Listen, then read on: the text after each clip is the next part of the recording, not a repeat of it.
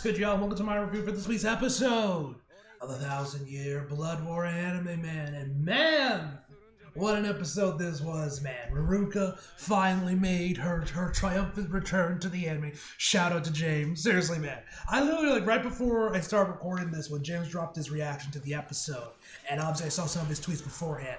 But, like, bro, I have never seen James so happy in my life in the 8 years I've been watching him than when Ruruka showed up in the episode, man. I posted a clip of it on Twitter so you guys can see for yourself, man.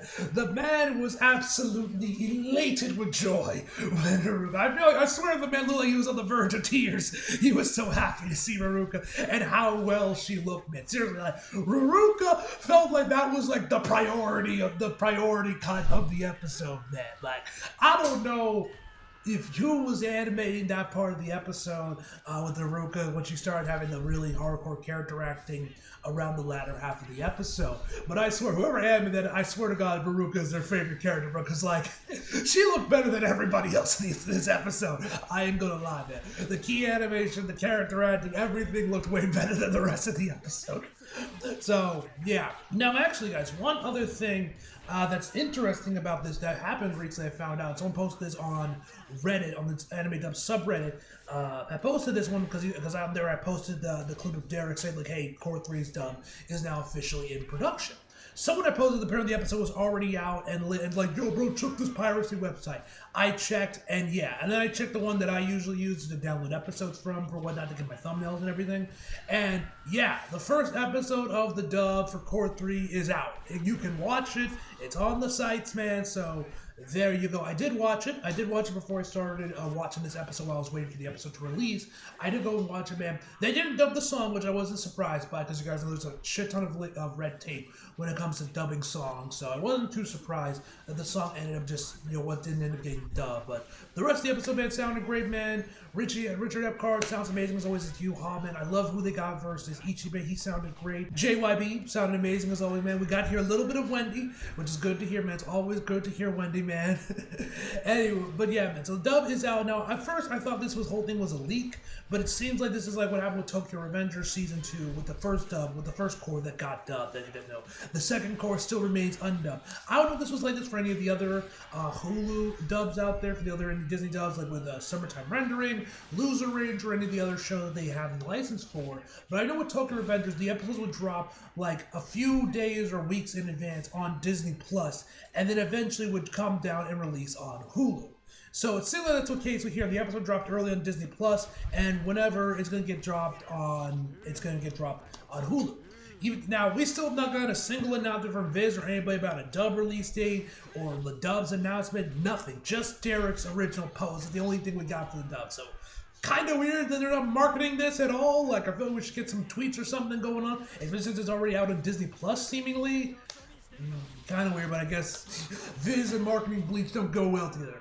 But yeah, anyway, guys, not be rambling. Let's just jump right into the actual episode. So we start the episode off with Urahara as he's starting to form the gate, as they give everyone these spheres that tells them to put their spiritual pressure or their reacts or whatever spiritual pressure inside the orb to help, you know, actually power up the door to get them to get them over to the Soul Palace. As they start doing it, Yu-Ha starts using his abilities, and is like, as we saw a bit in the at the end of the last episode, started to like take apart the Soul Society, and like obviously as we see later in the episode, rebuild the Soul Society, or more specifically the Soul Palace, in his own image. So that's all going down there while they're trying to build the gates. Shinji tells them, don't our enemies have any limits to what they can do?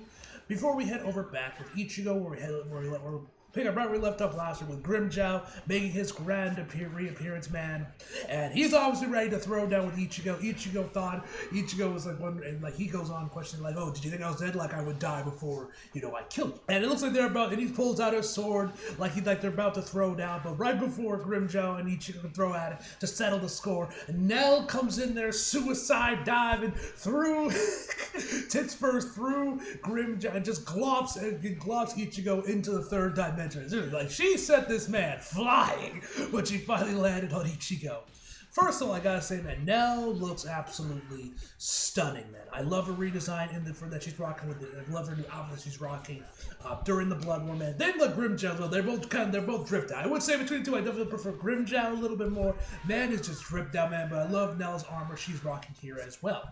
Now, interesting thing about this one. This is something I pointed out. Everyone was pointing out on Twitter when the images were coming out when the preview images were coming out like on Tuesday or whatever it was. But Nell's hair is back to its original manga color, which is green. While the original anime was more of like, I believe it was like a teal color is what it originally was for Nell. Yeah, it was more of a teal color in the anime, man, which honestly they both look good, but I think I like the green a little bit more here, man. But they both, honestly, both colors look great on Nell.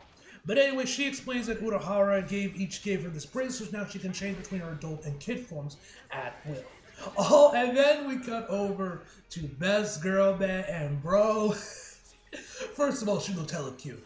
But second of all, I don't know how many other times we've seen this. Might have been the first time. I could be wrong on this one. There might have been a couple other times when this was shown up. But I'm pretty sure the first time we've ever actually seen Orihime get jealous. which was pretty fun. And then Chad, then our boy Chad was like, Orihime, you're probably thinking, why does he have to keep making unnecessary things? And they told him, please don't think like that. Which the way she like twitched right after he said makes me think that he was right on the money. And because I don't think like that, Urahara's doing the best he can. This was such a great scene, man. And then of course Nell and Grim just start arguing. She says about how I don't take orders from a number 6 like you, and that reminds her that she was a number 3. Grimjow says, of course, that those numbers don't matter anymore because Aizen is the thing, right? And he's like, well, let's see which one of us is superior right now. So they're about to start throwing down, and that is when Ruruka finally makes her appearance, which I found out when I actually got to the Fullbring arc in the end. That apparently her name is seemingly pronounced Riruka, actually, which sounds so foreign to me because I've been so used to saying how James would say in his videos, Riruka. So I don't know, and it looks like in the Japanese as well it's also pronounced Riruka. But I asked James, I was like asking James on his Discord, like when I was getting this, like, bro, are you mispronouncing your name the entire time? Is that just your accent? Like, what's that? And he said, like, either one is fine. So, there you go. But yeah, anyway, and like I said, I haven't seen Jay so happy in my life than when Ruruka was on screen for this episode. But anyway, she comes out like this block outside this box that looks like a safe that was of course made by Yuki with his powers, and it's just he's telling everyone to get inside there. Ichigo is kind of surprised to see them again, and they all eventually get back. They finally both get inside, and of course, Yoruichi asks Ichigo like what part you need me to explain, and then Ichigo starts going off like he needs everything because obviously he's been completely out of the loop, and then he like looks over to Orihime and Chad, and they tell him that they've known because when they were in Wako Mundo, so it's literally just Ichigo that's out that has been left out of the loop this entire time, man. So, and then Yoruichi goes to explain him what has happened. So then Yukio sets up the screen on like the ceiling of the box that they're in, as Yoruichi basically explains the Serite, how like the Soul Society and the Lord Linear connect through the Precipice World, and that scattered across the Precipice World are areas of various sizes known as the Valley of the Screams, which is where lost souls reside. Now, actually, fun fact, if you guys did not know this is something James pointed out in his reaction to the episode. This line about the Valley of the Screams confirms that the first Bleach movie, Memories of Nova, is actually like fully canon, like canon. While the other ones I'm pretty sure are all uncanon, especially Hellverse, since Kubo's now making his own Hellverse now in the manga. Whenever we'll get more of that, God knows when. If I had to guess, probably after the Blood War the anime is done, we can then maybe get to see some more Hellverse. But I feel like we'll probably get Burn the Witch season 2 first, and then Hellverse. That's my guess of when we can expect these things, but we'll have to wait and see on that. Anyway, so that movie, this line actually canonizes that movie. So for anyone that you guys didn't know that, there you go. The first Bleach movie, Memories of Nobody, is actually fully canon to the Bleach story. So yeah, fun fact, guys. Like I said, I didn't know that because I haven't even watched Memories of Nobody. You guys who haven't seen the first 2 Bleach movies, Memories of Nobody, I believe the other one was Diamond Dust Rebellion. I've only seen Fade to Black as well as Hellverse. So Yeah, the first movie is fully canon to the series of Bleach, if you guys did not know that. Anyway, she continues onward about the Garganta and how you have to like always be using your spiritual to make footholds to cross these areas, and eventually, as she continues on, saying that Kisaki use that to his advantage, basically having Maruka, if I'm remembering this correctly, use her power to create like a space within the Valley of the Screams, and using Yukio's power, which he's still playing the PSP, by the way. Man is not upgraded to a Vita yet. He is still rocking the OG PSP.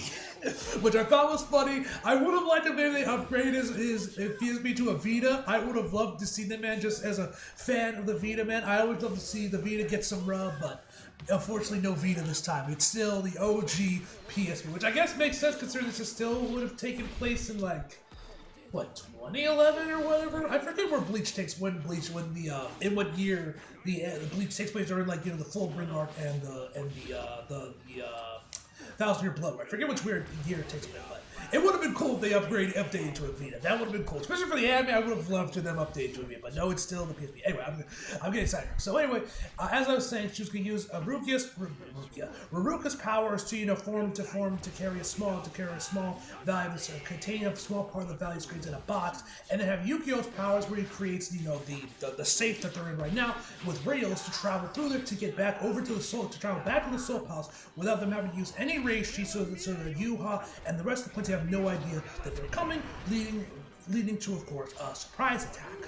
So we then head over back with Odahara, where now the gate is starting to like unravel again. They don't have enough spiritual pressure to keep it to actually work, to make it work and actually open it. This is when Lisa and the rest of the visor show up. Which, first of all, I cannot be the only person that thought this and Googled this when they first watched me. How many of y'all thought Lisa and Issei were sisters?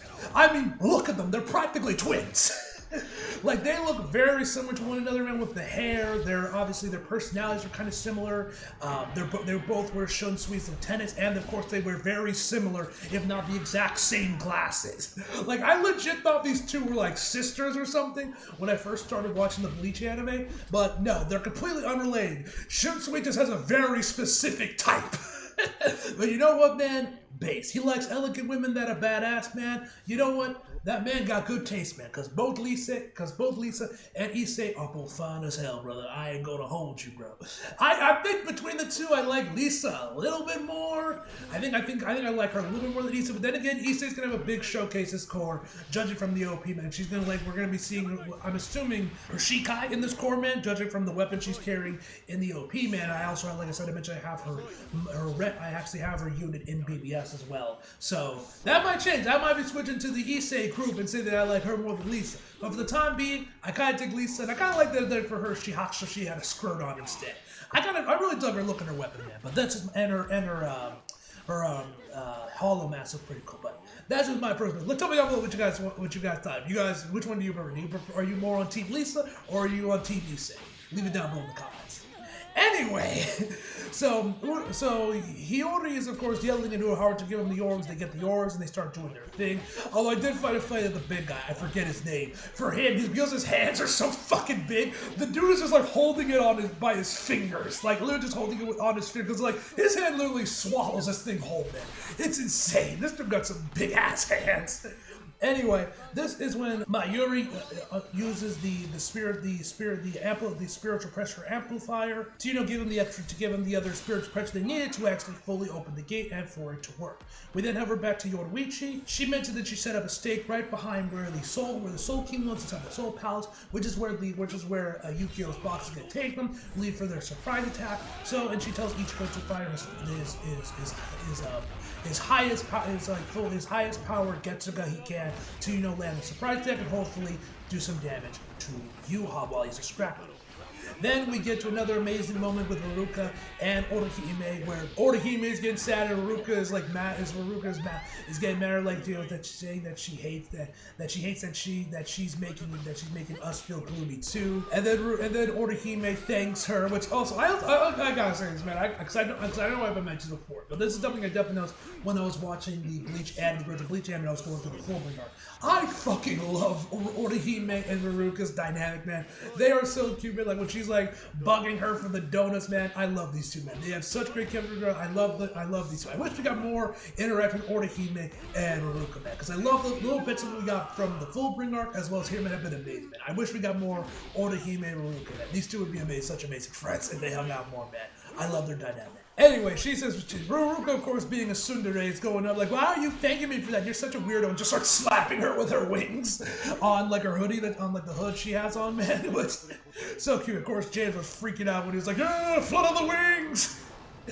And then Ichigo asks Grimmjow why he's on their side now. Grimmjow tells me that they're not, and that he's only here because if Yuha has his way, Wakeman will be gone, and how am I supposed to kill you then, man? So according to Grimmjow, he's only helping just to keep Yuha from destroying Wakeman.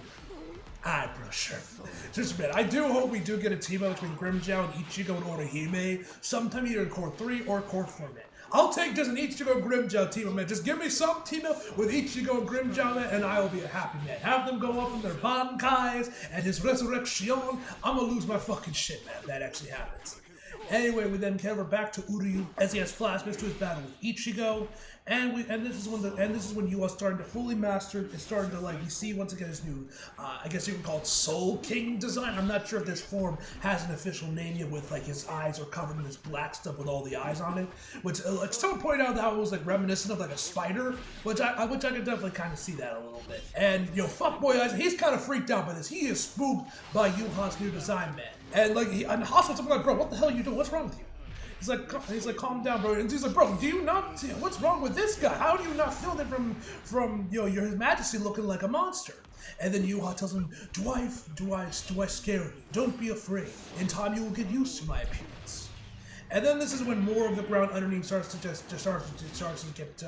explode, and there's rubble everywhere. Fuckboy eyes, and it's like scrambling to find somewhere to sit. Well, everyone else is just chilling. Fuckboy eyes, and he's the only one that's kind of he's like the only one freaking out about all this. Well, everyone else is just calm and cool and collected. So then the debris kind of stills, and everything's up into the air, not moving around. So then Fuckboy eyes finally uses the opportune time to get on top of the rubble that he was dangling from, even though he could have just used his wings to fly, which I feel like Jake pointed this reaction yeah, why didn't none of the characters use their wings while all this was happening? just so they could just stay in the air. Regardless, man, we see Yuha start to use, I don't know, his spiritual pressure or whatnot, and he ends up taking the various write-ins or areas that were designated to each of the squad's serial members, and then connects them all to the main area that they're all standing right now to start creating start reconstructing the Soul Palace in his own image, which of course is in the shape of the Quincy, the Quincy logo or whatever, because of course it is. Anyway, after we have her back with Ichigo and the others, as Yukio decides that he decides, like the bitch that he is, Loki, that he is not going to join them in the battle. He says and Jongo goes in there trying to convince him otherwise. He tells him that I was dragged through, I have no obligation to risk my life for you people, and so he continues on where Ichigo eventually stepped in and be like, bro, I got this. You're not gonna get anywhere with this. So he tells Yukio that he can stay there, and then goes over to Ruruka. Ruruka is actually down and ready to go head first into the front lines of battle. But Ichigo tells her to stay as well because of our power works and how the Valley of Screams is anything but cute. There's no way she's gonna be able to fit it into a box. And then this was a pretty cute moment as well from our goat Ichigo, where it says, you went out of your way just for us, didn't you? Thank you. And Ruruka, of course, in typical tsundere, but she is just losing her goddamn mind. And it's so cute, man. Seriously, the key animation and character acting on her looked way better than anyone else's episode, man. I swear to God, whoever, I don't know if this was Morita's call or Kubo. I don't know if this came from the head honcho of top from Morita. Not Morita. Morita is Ichigo Seiyu. Taguchi. I was gonna say Morita, but I forgot that's Ichigo Seiyu. From Taguchi or Kubo, hey, make this Ruruka. This is the Ruruka scene is a priority of the episode. Get the best animator we can to do this. Or the animator that was given this cut was a huge Ruruka fan and wanted to make sure she looked the best ever. I don't know, man. I feel like one of these two options had to have occurred for this to happen, because like I said, she looked way better than the rest of the episode here, man. I feel this was the priority cut of the episode. This better be on Sakagabura or whatever, soon, man, because this cut definitely deserves to be on there, man. This looked absolutely incredible. Anyway, they finally arrive and ready to go into the Soul Palace along with the rest of the Soul Reapers. They get in there and we find out that and we see not the Soul Palace, but instead we see this cityscape very reminiscent of the Quincy's that we saw at their headquarters. Which I love the purple hue with this place, man. I like there's like ice, you know, like pieces of ice like stuck to the buildings, man. It looks so cool, man. And I love we also got another amazing 3D panning shot of the cityscape before we head back with Ichigo's once again looked amazing. Like I said, I mentioned this in my review of, I want to say it was episode 2, I believe, of Core 3, that I've been loving the panning, the 3D panning shots we've been getting this core, man. They've all looked amazing. So once again, Shinji screaming at Urahara, wondering like, hey bro, where'd you take us? Isn't this supposed to be, where are we supposed to go to the Royal Palace? He tells them that the coordinates they were said were right above them, right above the Serete, where the Soul Palace is, so this should be the Soul Palace. Yoruichi questioning whether or not they took a run. If they didn't arrive where the stake was last, where the stake where she left the stake, but then her foot hits it against her, and then we find that this is indeed what was a Soul Palace now being resurrected, now being reconstructed in Yuha's image. We then get another 3D panning shot where we see this structure right in front of them, which looked to be the area where the Soul King himself was held when Ichigo and the others were climbing up those stairs. I could be wrong on that one, but I'm pretty sure this is the same structure. This is when they realize that this is, and then Shunsui mentions how that the area that the floor they're sitting on is circular, referencing obviously has to be one of the flowing places that one of the members of Squad Zero had in the Royal Palace. So yeah, this is Squad Zero, or this is the Royal Palace. Excuse me. It's just been reconstructed in Yuha's image by taking the bits of the Serete that he took from the building down and rebuilt it like this. And so and this is when Yoruichi and her brother, Yuichiro, was it right? Yeah, Yuichiro start to sense each other's spiritual pressure, and Ichigo is shocked the fact that that Yoruichi has a brother, and he's questioning her, why didn't he tell him this? And she's like, why would I tell you I have a younger brother? What are you, my fiance? No, that's Kisuke. Shout out to my fellow Kisuke Yoruichi shares.